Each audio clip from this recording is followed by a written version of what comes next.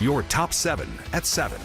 I'm Courtney Barnett, getting you caught up on the top 7 headlines happening around Atlanta tonight, starting in DeKalb County, where charges have now been dropped against a local Hispanic journalist.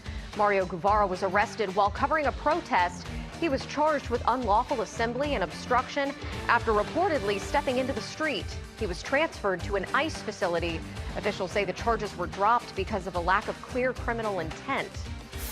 In Henry County, police say a man shot and killed someone in his home before starting a standoff with police. It happened at this house on Weymouth Drive in Locust Grove. The suspect eventually surrendered and was taken into custody. The man accused of blowing up an ATM outside a North DeKalb mall has now been convicted. Our partners at Decatur say Abdurrahim Jalal was found guilty Monday. He will be sentenced in September.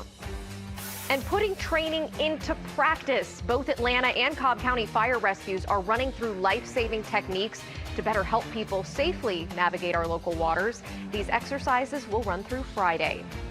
And get ready for an Independence Day jam at the Atlanta airport. Hartsfield-Jackson officials say the July 4th travel period actually starts tomorrow. More than 4 million passengers are expected to fly through Atlanta between June 26th and July 7th.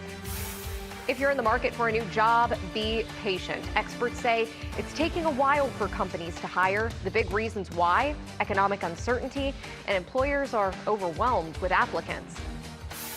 And the 2025 NBA draft starts in less than an hour. The Atlanta Hawks have a chance to build on their promising young team.